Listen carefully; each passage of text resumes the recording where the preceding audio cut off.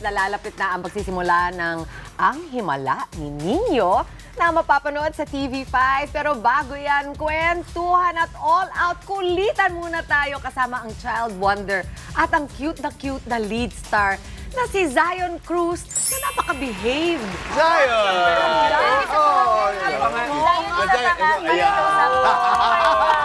Sobrang cute naman. Ngayon pa lang nakikinis ako na.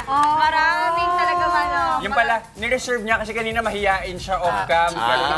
Sumalang na, yan na. Ganun talaga. May dimples pa, no? May dimples. Parang anak mo nga, Dips Parang eh. ang anak ko. Actually, parang si Ilio pagka lumaki. Zion, eto, malapit na yung pagsisimula ng himala ni Nino. Pwede mo kaming kwentuhan kung paano magsisimula ang buhay ninyo at ang mga himala na madidiscover mo. Si Nino po, ano po siya, masiyahin po siyang bata, tapos marami pong nagmamahal sa kanya. Tapos, nakatira po sila sa Bukan Liwayway, which is maliit po siyang town something. Tapos po, marami pong mababait na tao doon. Buong ang bait. Mabait. Sino yung mababait dun sa bayan ng Bukang Liwayway? Si Nanay Gloria, si Lolo Mars, si Aling Gege, which is Ate Gege yung tawag ko. Tapos si Butchoy, which is kaibigan ko po, tapos si Kring Kring. Si Green Green? Napakakita mo ng mga pangalan nyo. Butchoy, Green, Gege. Ayun, Zion. Kwentuhan mo naman kami sa experience nyo pa nagsushoot kayo. Kamusta naman yung mga eksena doon? Ano yung mga dapat naming tutukan? So far po, masaya po yung lahat ng experience ko sa shoot. Kasi po, kapag sa shoot po, parang family po kami lahat. Tapos, yung, ano po yung sabi niyo kanina uli? Ano yung mga dapat nating abangan at tutukan sa himala ni Nino? Mga eksena. Yung mga eksena. iyakan ko po. Kasi po, nakakaiyak daw ako panoorin kapag umiiyak ako. Hindi ka ba nahihirapang umiyak? Kaya mo? Kaya po, kasi po, iniisip ko lang kung paano yung mama ko talaga kung nasa ganong sitwasyon. Love mo yung mama mo, na-touch si Mami. Mami, na-touch ka. Kung magsalita itong si Zion, parang 20 years na nag-umarte. Galing-galing. Pero nakita natin doon, iba din yung appreciation ni Zion sa mga nakatatanda. Ikaw ba, halimbawa, ano yung mga eksena natin, nabanggit mo kanina, si Lolo Mars, si Mamay Gege, tama ba? Gege. Saka sino pa yung isa? Si Nanay Gloria? Opo. Oo. Kamusta yung pagtatrabaho kasama sila? Saka sino-sino ba yung gumaganap na yon? Ayos naman po mga kasama sila kasi hindi naman po mahirap na kasama sila dahil kapag nag-shoot po kasi kami, babalik po ako sa kanina, parang pamilya lang po kami, which is di naman po mahirap eh. Ano bang natututunan mo sa kanila? Kung paano maging respectful, paano magtiwala sa Diyos, tapos paano magrespeto sa nakakatanda. Ano naman yung mga bagay na nakakapagpaiyak sa'yo? Yung ano po, ayoko mong spoil eh. Maganda ang briefing ng bata.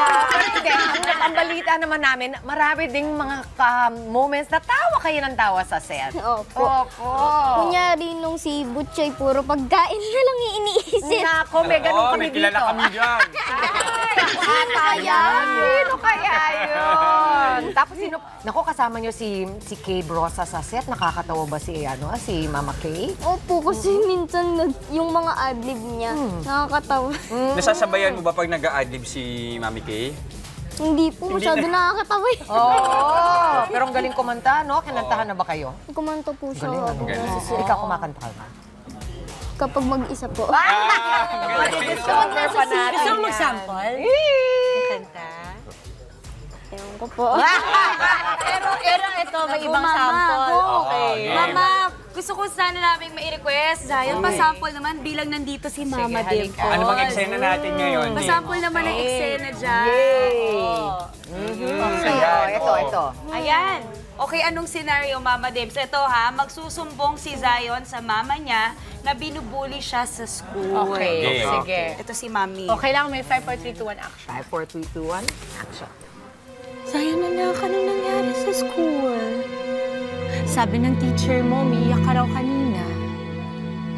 Kasi po, Mama, yung mga kaklase ko po, inaasar ako.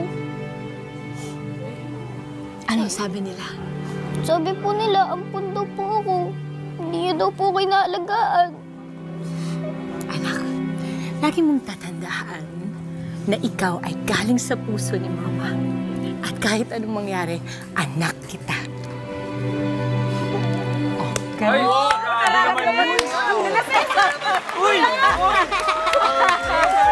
Ganda! Ganun gusto ko lang pong liwanagin na hindi ko pinaiyak yung bata. Ito talaga, ito talaga. Wow! Uy, hindi, pero sa ikaw, veterana ka, aba, ang bilis na And I think, may isa pa. May isa pa, ito daw.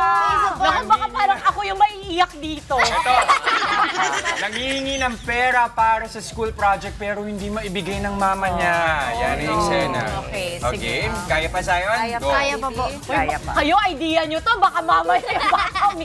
Okay, okay, Zion. Okay. Okay. The 5, 4, 3, 2. Ready? 5, 4, 3, 2, 1. Mama, pingin naman po ng pera para sa project namin. Sige, anak, tingnan ka lang, ha?